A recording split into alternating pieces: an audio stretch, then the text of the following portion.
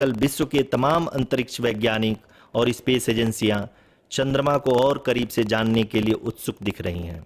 अगर हम बात करें चंद्रयान 2 की, जो इसरो का दूसरा मून मिशन है, जुलाई 2019 में इसरो के सबसे ताकतवर रॉकेट LBM-3 द्वारा सफलतापूर्वक प्रक्षेपित किया गया था और आज भी लगभग 4 साल बाद यह चंद्रमा के 100 किलोमीटर के सर्कुलर ऑर्बिट में घूमते हुए बहुत ही उत्तम क्वालिटी का डेटा प्रदान कर रहा है।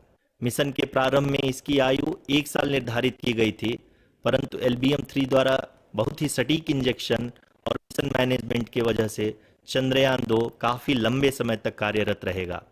अब तक चंद्रयान 2 चंद्रमा के लगभग सभी भागों का चित्र ले चुका है। इसका एक बहुत ही महत्वपूर्ण पेलोड OHRC यानी कि ऑर्बिटर हाई रिजोल्यूशन कैमरा विश्व का सबसे बेहतरीन कैमरा है, जो कि चंद्रमा के सतह का लगातार पिक्चर भेज रहा है। अब मैं आरुषि जी से निवेदन करूंगा कि वो आप लोगों को इसरो के वर्तमान मिशन चंद्रयान 3 के बारे में बताएं। अभी आपने मिश्रा जी के द्वारा सुना इसरो के अब तक के लूनार मिशंस का विवरण। अब चलते हैं towards Chandrayaan.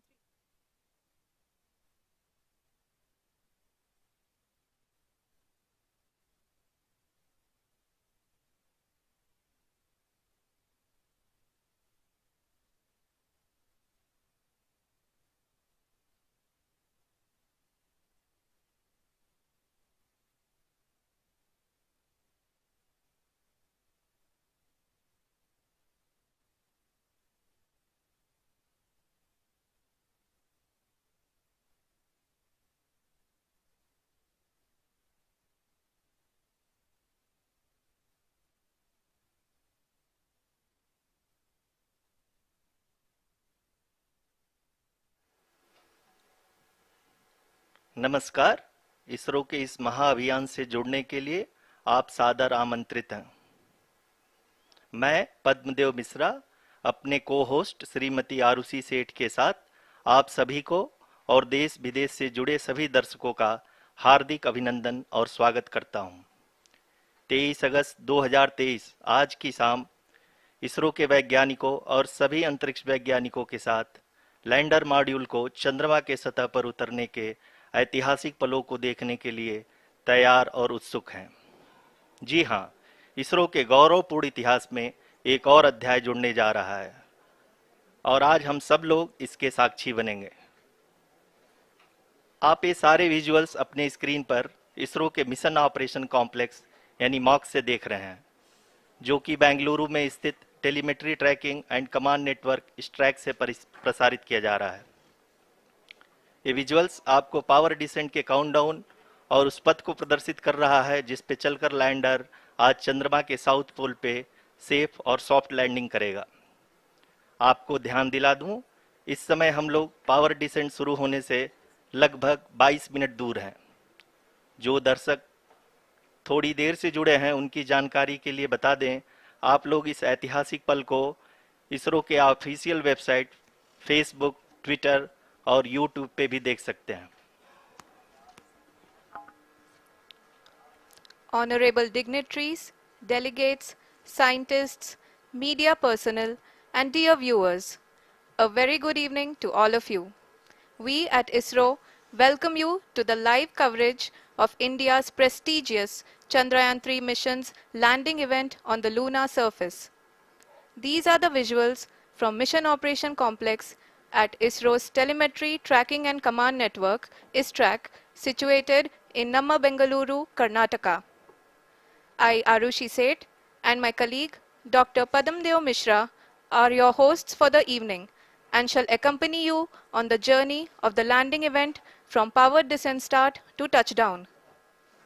Today, we shall be witnessing the final phase of the critical and most technologically challenging mission operations of Chandrayaan-3, wherein the lander module will be making a safe and soft landing on the surface of the moon. These display screens show the countdown to the power descent start as well as the path that will be followed by the lander module. We are 18 minutes away from the commencement of power descent.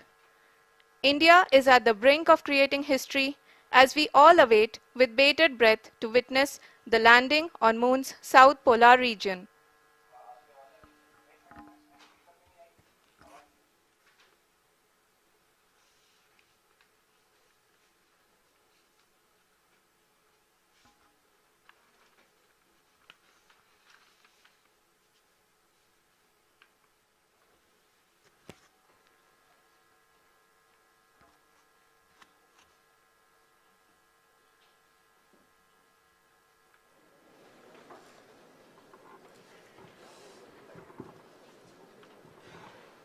ISRO का पहला moon mission Chandrayaan 1 अक्टूबर 2008 में PSLV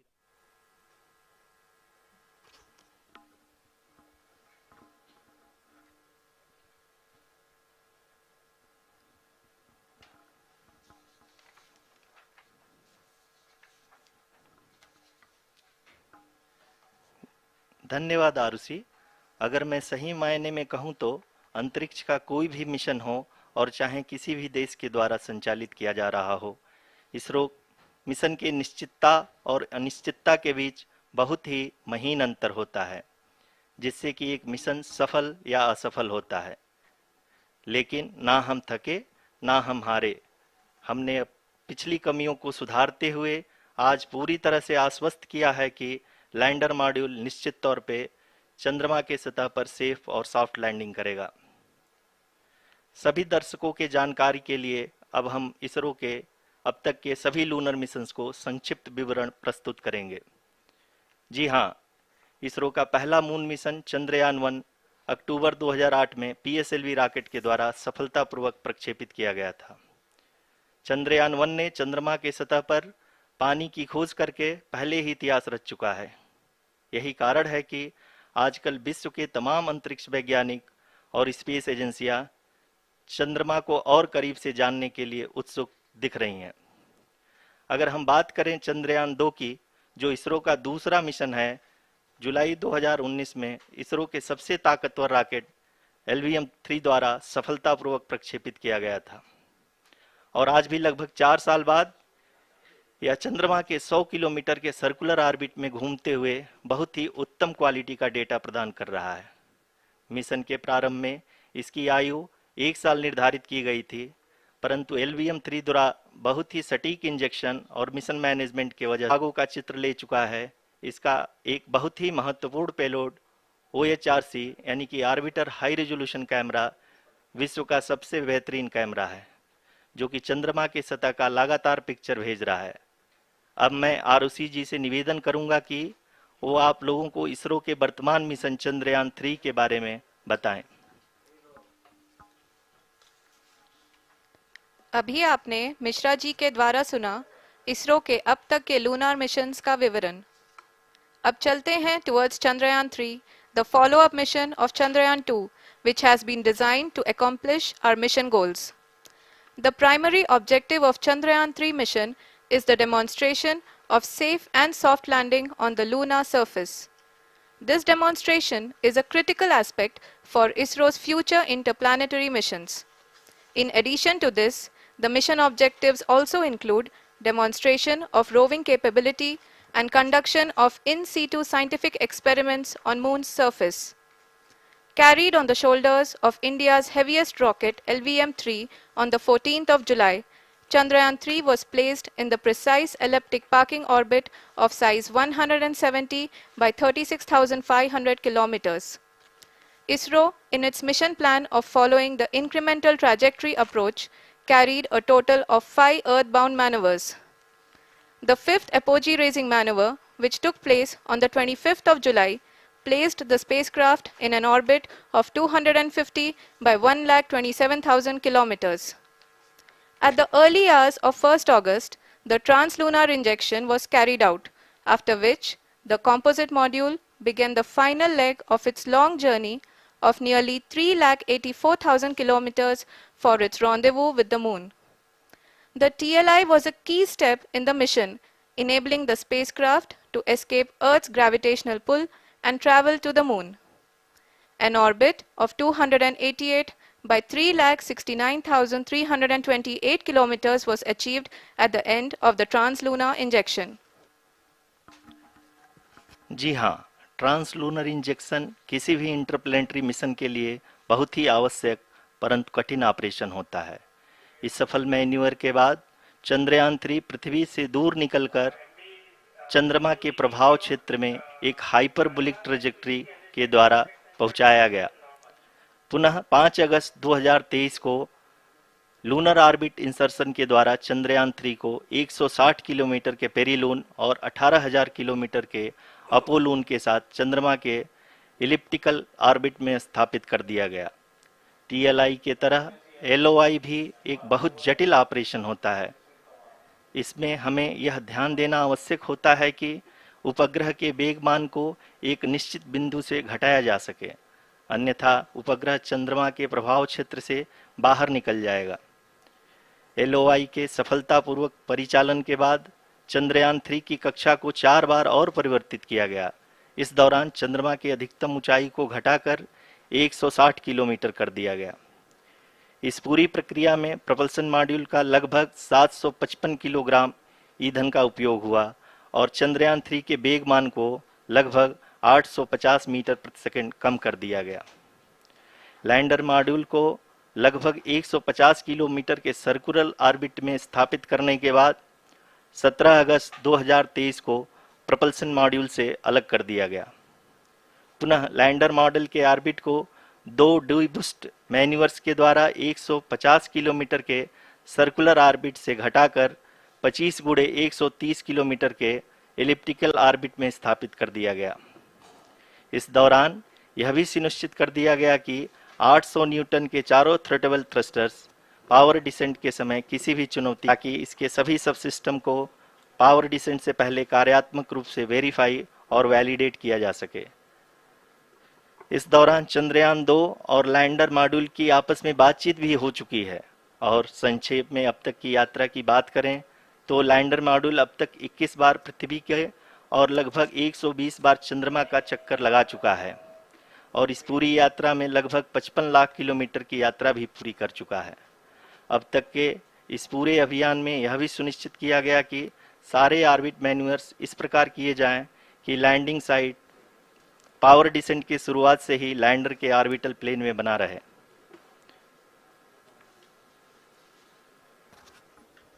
Make it further That is true complicated. indeed. We have arrived at the crucial juncture wherein the Orbit 3 lander imager camera is being received continuously.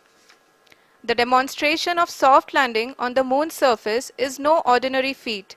1,048 kilometers per hour without any aid, craters and boulders scattered. 3 design has been built after envisaging all the scenarios which the lander module can encounter.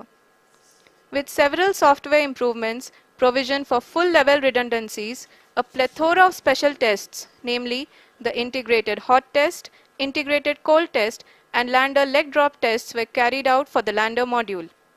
The success of these tests has provided great confidence in the performance of all the onboard sensors, propulsion system, and associated guidance, control, and navigation algorithms. The key findings during the tests have enabled to improve the overall system performance. The largely unexplored south pole of the moon has been chosen as the intended landing site, since there is a possibility of finding ice and other minerals which would be vital resources for future explorers. Apart from continuing investigations pioneered by Chandrayaan 1 and Chandrayaan 2, the Chandrayaan 3 mission will also provide invaluable data to the science community around the world. Let us give our viewers a glimpse on the configuration of Chandrayaan 3 mission.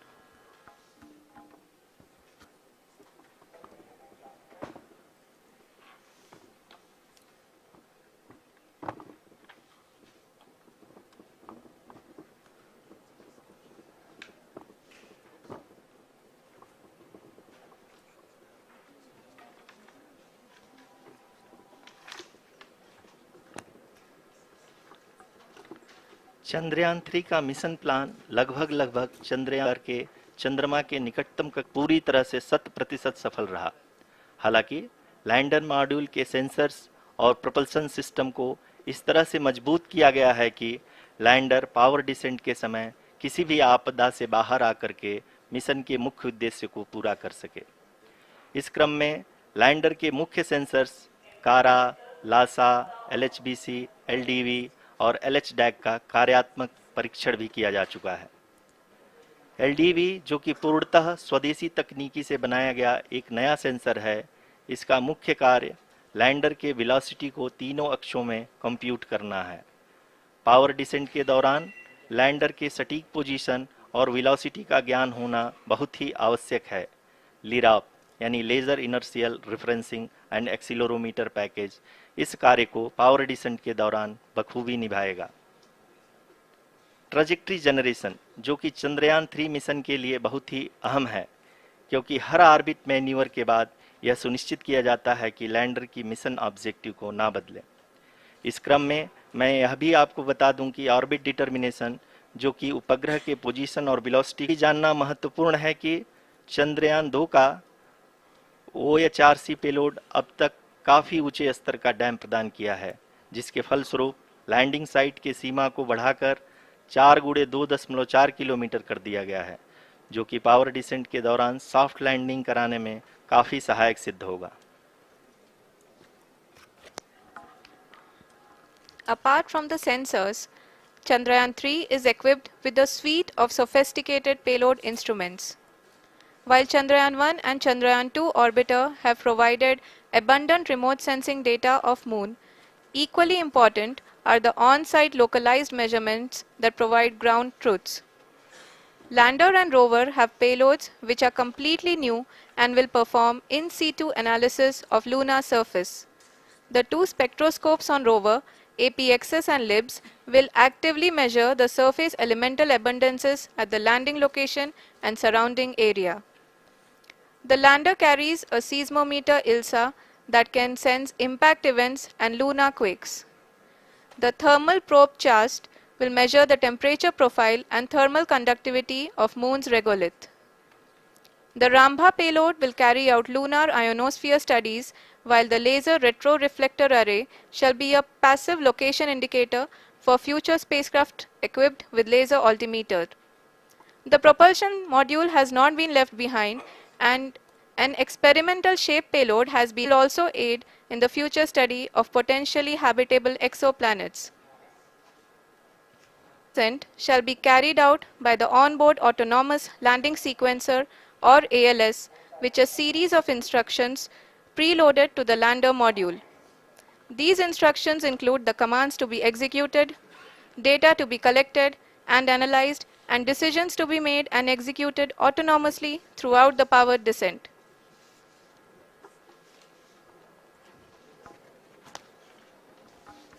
जी हाँ, अब हम power descent के बहुत ही करीब आ चुके हैं। हम आपको बताते चलें कि पावर डिसेंट को कुल 4 चरणों में बांटा गया है। सबसे पहले आता है रफ ब्रेकिंग फेज, जिसमें लैंडर की ऊंचाई को चंद्रमा की सतह से 30 किलोमीटर से घटाकर 7.4 किलोमीटर कर दिया जाएगा। इस पूरी प्रक्रिया को पूरा करने में लगभग 11.5 मिनट लगेगा और इसका समानांतर वेग 1680 मीटर प्रति सेकंड से घटाकर 358 मीटर प्रति सेकंड हो जाएगा। We have continuous flow of lander telemetry data from ISRO's Deep Space Network IDSN-32 located in Belalu, Bengaluru. The data is being acquired real-time by station and is flown to the Mission Operation Complex through our communication links. In addition to it, we also have support from ESA and JPL DSN stations. There will be no ground intervention once the ALS takes charge. The preparation for today's event had started 48 hours before, wherein various pre-selections and uplinking of parameters for the autonomous landing sequence were carried out.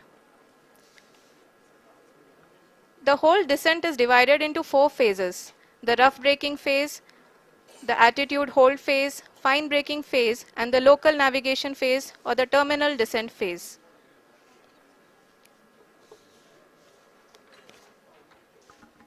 जी हाँ, attitude hold phase, जो कि power descent का दूसरा चरण है, एक बहुत ही महत्वपूर्ण फेज है।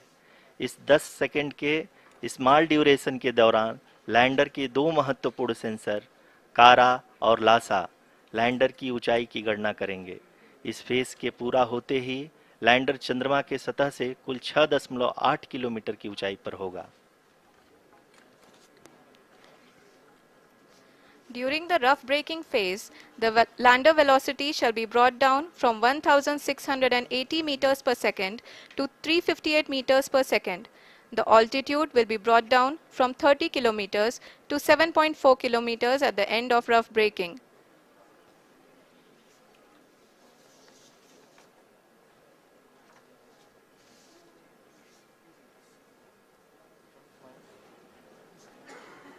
Currently,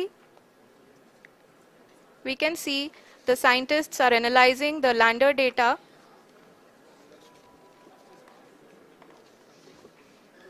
जी हाँ, हम ये देख सकते हैं कि मिशन ऑपरेशन कॉम्प्लेक्स रूप में बैठे सभी वैज्ञानिक ये जो भी डेटा देख रहे हैं वो डीप स्पेस नेटवर्क आईडीएसन 32 के द्वारा प्रोवाइड किया जा रहा है।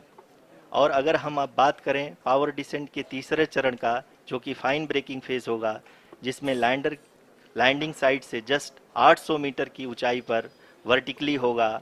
इस चरण को पूरा होने में लगभग 3 मिनट लगेंगे और इस चरण के पूरा होते ही लैंडर की वेलोसिटी लगभग शून्य हो जाएगी।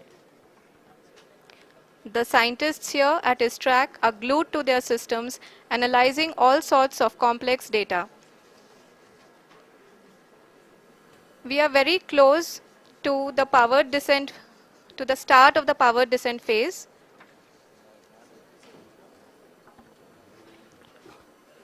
जी हाँ, अगर हम अब बात करें पावर डिसेंट के चौथे और अंतिम चरण का, जो कि लोकल नेविगेशन फेज या टर्मिनल डिसेंट फेज भी कहा जाता है, इस दौरान लैंडर के 2 इंजन बंद कर दिए जाएंगे और लैंडर के सेंसरों द्वारा इसके हाइट और वेलोसिटी की गणना इनर्शियल नेविगेशन को भेज दिया जाएगा। इस दौरान लैंडर 150 मीटर की ऊंचाई को प्राप्त करने के बाद कुल 131 सेकंड लगाएगा। इस पड़ाव पे आने के बाद पुनः लैंडर 22 सेकंड के लिए हॉवरिंग करेगा।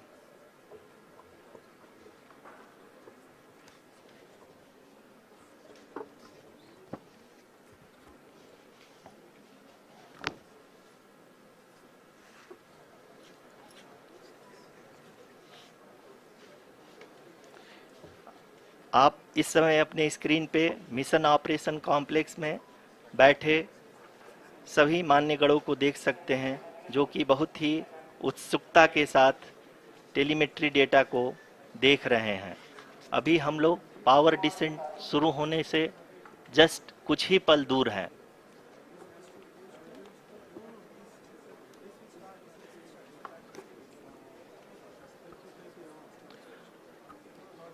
पावर डिसेंट शुरू होने में लगभग 30 सेकंड ही बचा है और हमको ये सारे डेटा मिशन ऑपरेशन का मान कर रहा है along the intended trajectory.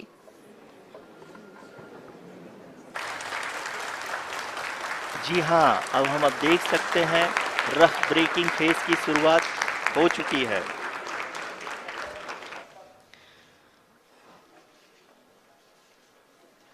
During this rough braking phase, the lander velocity shall be brought down from 1006 kilometers to 7.4 kilometers at the end of rough braking. Reference and accelerometer package LIRAP is aiding in the navigation. जी हाँ, अभी आप अपनी screen पे देख सकते हैं कि lander अब तक कुल 191 किलोमीटर हॉरिजेंटल दिशा में चल चुका है और अभी तक इसकी वेलोसिटी लगभग 31 किलोमीटर बनी हुई है।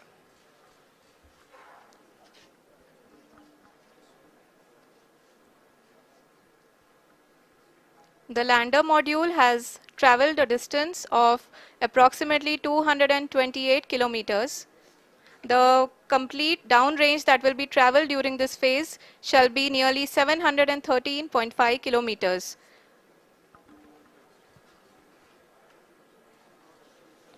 जी हाँ, कुल 745 किलोमीटर के इस रफ ब्रेकिंग फेज में आप देख सकते हैं कि हम लोग लगभग अपनी यात्रा 20% कंप्लीट कर चुके हैं।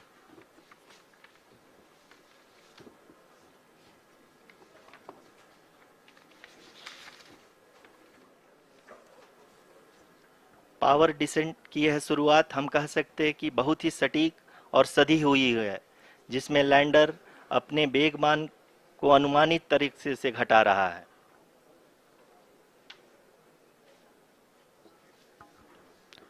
The altitude of the lander module will reduce from 7.4 kilometers to 6.8 kilometers. During the next phase, which is going to be the attitude hold phase. We can currently see that the altitude of the lander module is nearly 31 kilometers. Arushi, अभी हम इस ground trace को देखते हुए कह सकते हैं कि रफ ब्रेकिंग फेज की शुरुआत बहुत ही अच्छे तरीके से हुई है। आप ये देख सकती हैं कि जो भी प्रोजेक्टेड ग्राउंड ट्रेस है उसी पे अपना लैंडर मॉड्यूल आगे चलते हुए बढ़ रहा है। अभी तक ये देखा जा सकता है कि लैंडर मॉड्यूल लगभग 370 किलोमीटर क्षैतिज दिशा में चल चुका है।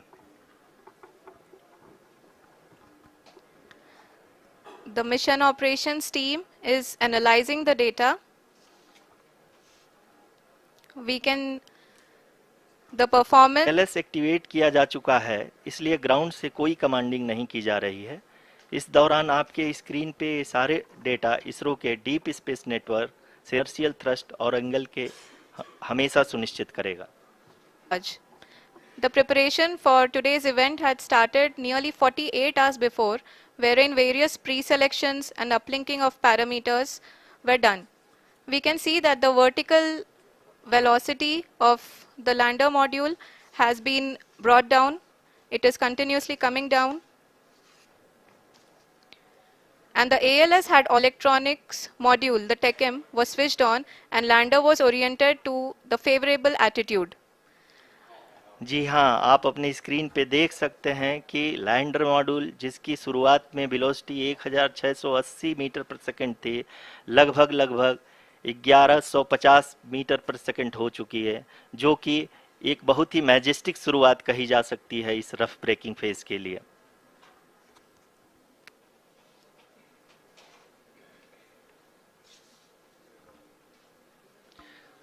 यहाँ पे मैं आपको ये भी बताते चलूं कि आप अपने स्क्रीन पे देख सकते हैं कि current Chandrayaan 3 lander imager display. The lander currently the horizontal velocity is 27 kilometers as can be seen. Braking phase में लैंडर बहुत ही आगे की तरफ बढ़ते हुए अपनी ऊंचाई को घटा रहा है। अगर अब बात करें तो लैंडर की ऊंचाई चंद्रमा के सतह से लगभग 27 किलोमीटर से नीचे हो चुकी है, करीब 26.7 किलोमीटर के आसपास है। The next phase after the rough braking phase is the attitude hold phase, which will be for a duration of nearly 10 seconds. The lander will be oriented such that both the altimeters will be looking exactly towards the moon's surface.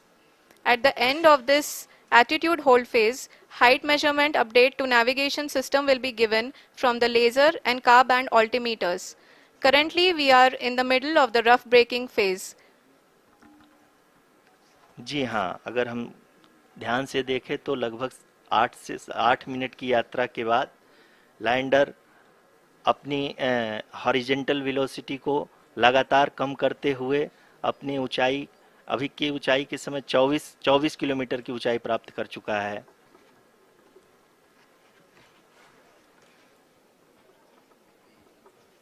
अब तक के आंकड़े को देखते हुए हम कह सकते हैं कि लैंडिंग पूरी तरह से नॉमिनल है। यहाँ पर हम देख सकते हैं कि हॉरिजॉन्टल वेलोसिटी लगातार कम होती हुई दिख रही है।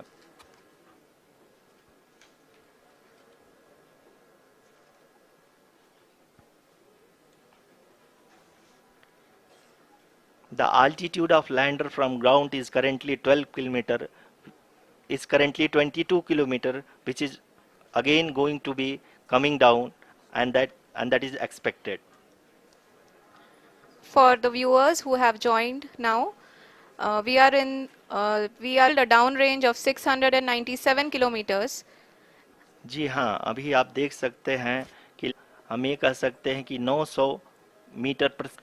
At the same time, we can see the altitude around 7.4 at the end of the rough braking phase. The attitude hold phase, where we will be expecting sensor update from the laser and car band altimeters.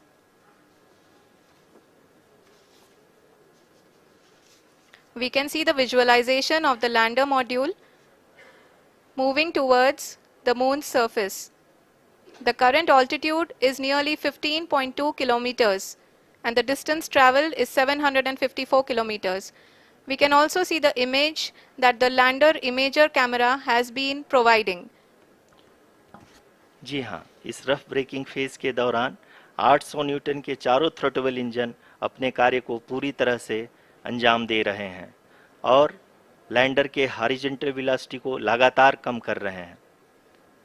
अब तक lander लगभग अपने 75 से 80% की यात्रा को पूरा कर चुका है। In the attitude hold phase, we shall be being driven by the autonomous landing sequencer and there is no intervention from ground. जो करंट आल्टीट्यूड है, हम अपने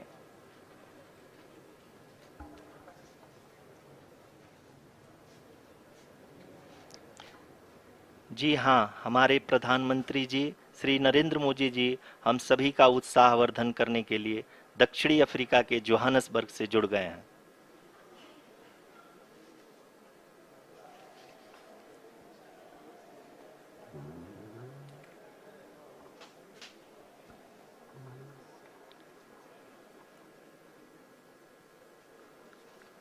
Yes, we are privileged to have with us Honorable Prime Minister of India, Shri Narendra Modi ji, who has joined us from South Africa's Johannesburg to encourage us.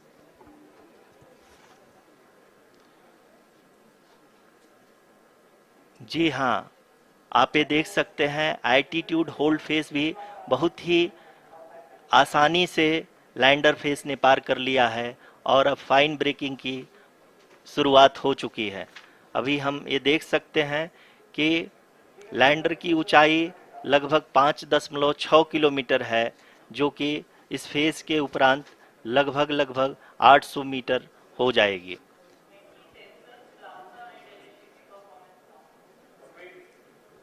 We can hear from the mission operations team that the sensors are performing nominally. And we are currently in the midst of the fine braking phase, which is going to continue for 3 minutes. And the altitude is going to be reduced to nearly 800 meters at the end of this phase. जी हाँ, जैसा कि आरुषि जी ने बताया कि लगभग 3 minute के उपरांत lander की हाइट लगभग 800 मीटर वर्टिकली होगी और यहाँ पे लैंडर की horizontal velocity, vertical velocity, even down range भी लगभग शून्य होगा। We can see the visual of the lander module and we can see that the down range traveled is nearly 831 kilometers.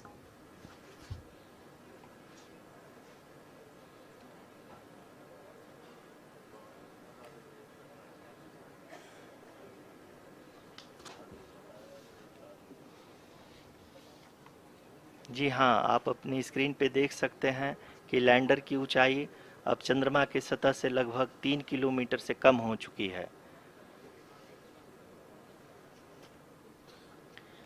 We are very close to the moon's surface, nearly 2.6 kilometers as we can see.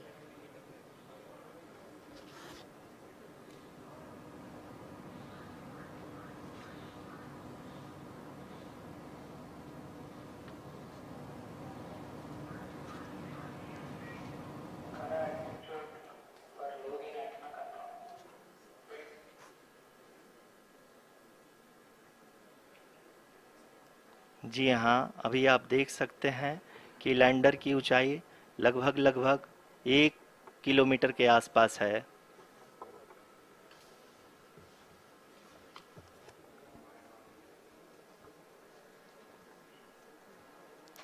We are nearing the final phase of the power descent, which is going to be the vertical descent phase or the local navigation phase. जी हाँ, अब हम fine breaking wave के एकदम करीब आ चुके हैं। हाँ, आप तालियों के गड़गड़ाहट से सुन सकते हैं कि हम लोगों ने तीसरे चरण को भी बहुत ही सफलतापूर्वक हासिल कर लिया है और अभी हम वर्टिकल डिसेंट फेज में आ चुके हैं, जिसकी शुरुआत भी बहुत ही अच्छे ढंग से हो चुकी है।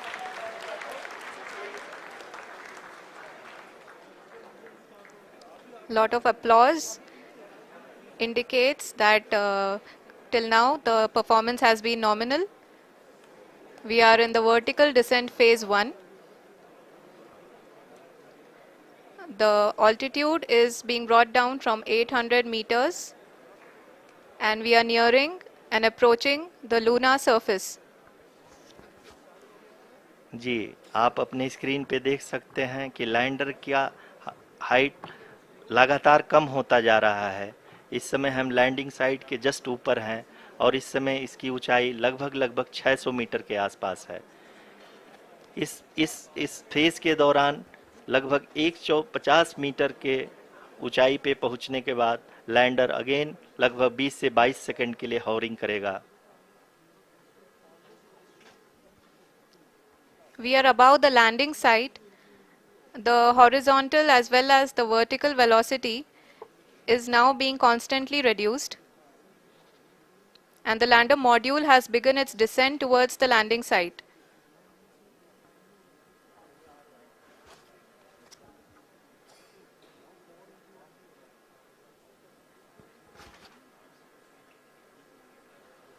जी हाँ, आप अपने स्क्रीन पे देख सकते हैं ये जो पथ निर्धारित किया गया है, लैंडर पूरी तरह से उसी को ही फॉलो कर रहा है।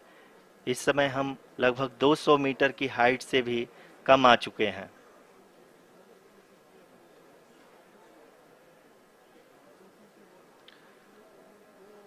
अब हम ये देख सकते हैं कि हम लगभग 150 मीटर की ऊंचाई पे हैं चंद्रमा के सतह से।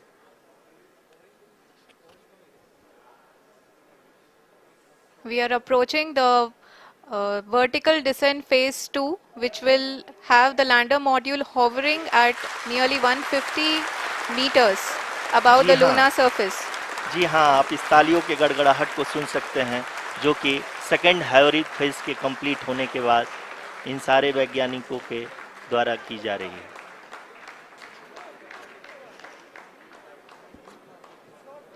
जी हाँ, आप अगर फिर से ध्यान से देखें तो एल्टीट्यूड पुनः कम होता जा रहा है। अभी हम लोग लगभग 135 मीटर की ऊंचाई पे हैं। The sensors that are updating at this point are providing confirmation of the safety of the landing site. As expected, the retargeting is going on and this is a very good signature for the lander. अभी आप ये देख सकते हैं कि lander की ऊंचाई लगभग 65 मीटर के आसपास बची हुई है। And we own surface. Metre से भी कम आ चुके हैं। Here to encourage us and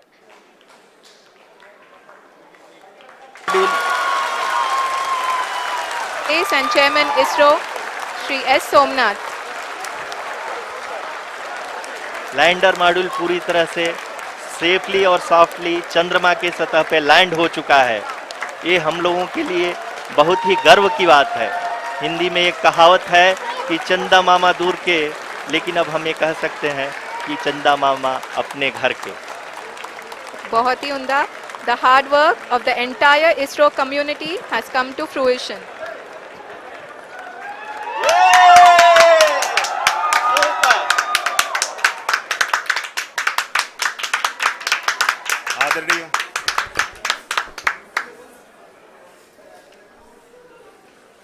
आदरणीय प्रधानमंत्री जी, नमस्कार। Sir, we have achieved soft landing on the moon. India is on the moon.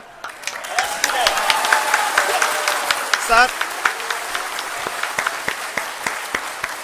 I request our Honorable Prime Minister to address us and bless us. Thank you, sir.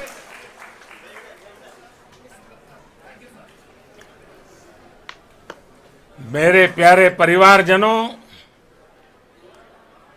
जब हम अपनी आंखों के सामने ऐसा इतिहास बनते हुए देखते हैं तो जीवन धन्य हो जाता है। ऐसी ऐतिहासिक घटनाएं राष्ट्र जीवन की चिरंजीव चेतना बन जाती है। ये पल अविस्मरणीय है। ये क्षण अभूतपूर्व है। ये क्षण विकसित भारत के शंखनाद का है। ये क्षण नए भारत के जयघोष का है। ये क्षण मुश्किलों के महासागर को पार करने का है। ये क्षण जीत के चंद्र पथ पर चलने का है। ये क्षण 140 करोड़ धड़कनों के सामर्थ्य का है। ये क्षण भारत में नई ऊर्जा, नया विश्वास, नई चेतना का है। ये क्षण भारत के उदयमान भाग्य के आह्वान का है। अमृत काल की प्रथम प्रभा में सफलता की ये अमृत वर्षा हुई है। हमने धरती पर संकल्प लिया और इंडिया में भारत की ब्रिक्स समिट लेने के लिए मेरा मन चंद्रयान महाअभियान पर भी लगा हुआ था। नया इतिहास बनते ही हर भारतीय जश्न में डूब गया है। मैं भी इस उमंग और उल्लास से जुड़ा हुआ हूं। मैं टीम चंद्रयान को, इसरो को बहुत बहुत बधाई देता हूं, जिन्होंने इस पल के लिए वर्षों तक इतना परिश्रम किया है। उत्साह, उमंग, आनंद और भावुकता से भरे इस अद्भुत पल के लिए मैं 140 करोड़ देशवासियों को भी कोटि कोटि बधाइयां देता हूं। मेरे परिवारजनों, हमारे वैज्ञानिकों के परिश्रम और प्रतिभा से भारत चंद्रमा के उस दक्षिणी ध्रुव पर पहुंचा है, जहां आज तक दुनिया का कोई भी देश नहीं पहुंच सका। अब आज के बाद से चांद से जुड़े मिथक बदल जाएंगे, कथानक भी बदल जाएंगे और नई पीढ़ी के लिए कहावतें भी बदल जाएगी। भारत में तो हम सभी लोग धरती को मां कहते हैं और चांद को मामा बुलाते हैं।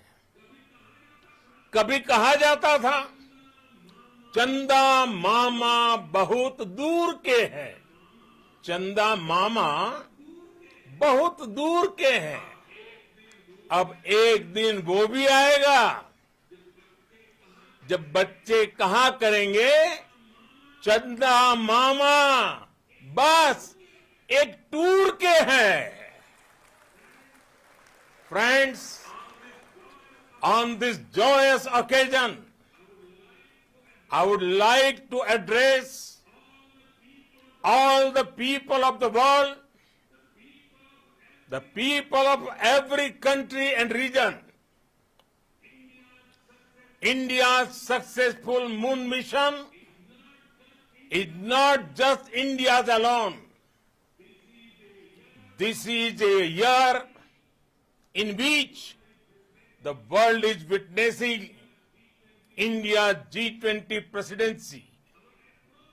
Our approach of one earth, one family, one future is resonating across the globe. This human-centric approach that we present and that we represent has been welcomed universally. Our moon mission is also based on the same human-centric approach. Therefore, this success belongs to all of humanity, and it will help moon missions by other countries in the future. I am confident that all countries in the world, including those from the global south, are capable of achieving such feats. We can all aspire for the moon and beyond. मेरे परिवारजनों, चंद्रयान महाअभियान के ये उपलब्धि भारत की उड़ान को चंद्रमा की कक्षाओं से आगे जाएगी। हम हमारे सौर मंडल की सीमाओं का सामर्थ्य परखेंगे और मानव के लिए ब्रह्मांड की अनेक संभावनाओं को साकार करने के लिए भी जरूर काम करेंगे।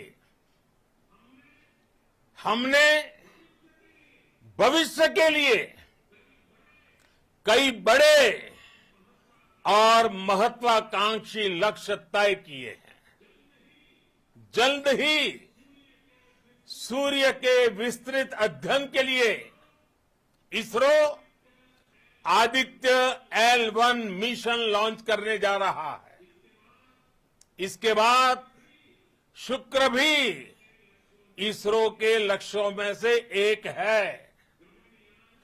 गगनयान के जरिए देश अपने पहले ह्यूमन स्पेस फ्लाइट मिशन के लिए भी पूरी तैयारी के साथ जुटा है।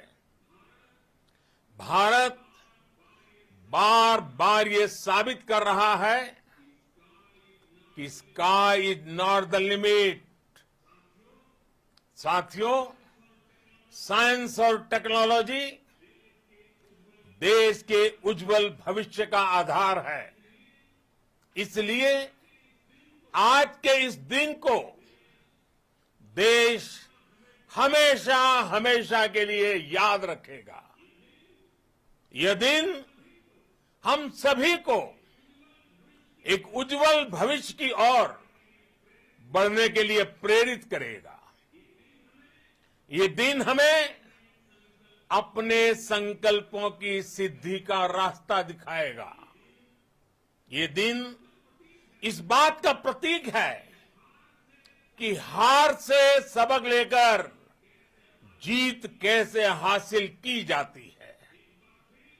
एक बार फिर देश के सभी वैज्ञानिकों को बहुत बहुत बधाई और भविष्य के मिशन के लिए ढेरों Muthuvel, congratulations to you. The Associate Director, Kalpana, and the Mission Operations Director, Sri.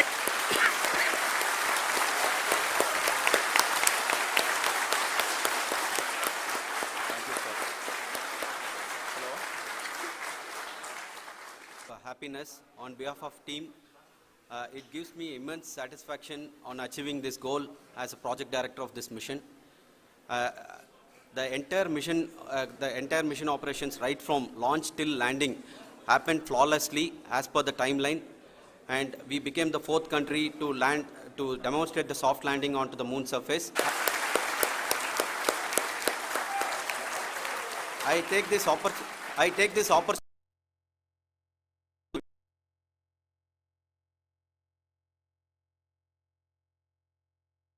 mission of URSC and all the center directors and higher ISRO officials, and finally my thanks to the Chandrayaan-3 Director Srikanth. It gives me an immense pleasure to be part of Chandrayaan-3 and for carrying out launching our spacecraft after Chandrayaan. The special test and the simulations we have conducted meticulously. We thank you for all the minutest help which has been provided from all the areas of departments. Thank you. Thank you. Scientists, engineers, our staff and industries and support team across ISRO and other places, other institutions.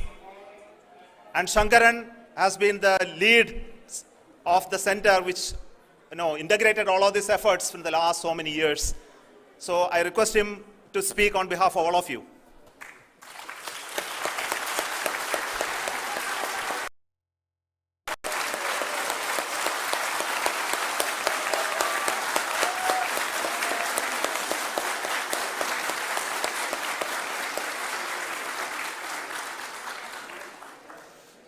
Thank you very much for the affection that has been displayed today now.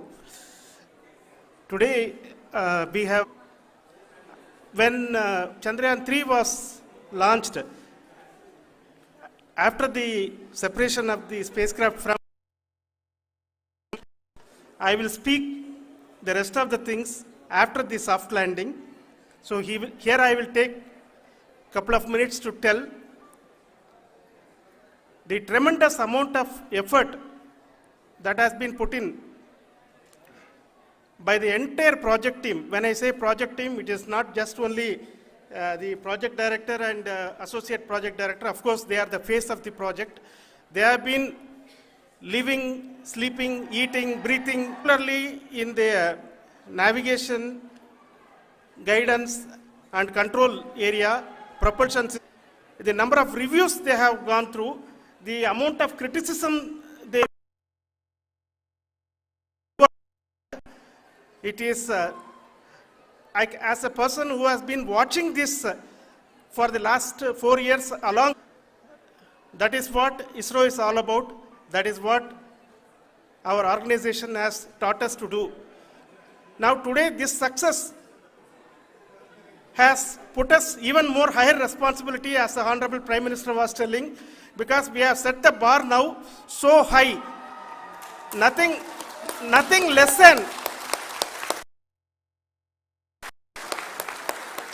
nothing less spectacular than this is going to be inspiring for any of us in the future. So as the Honorable Prime Minister mentioned, we will be now looking at putting the man in space, putting a spacecraft around Venus and landing a craft in Mars. Work on all these activities are going on for a few years.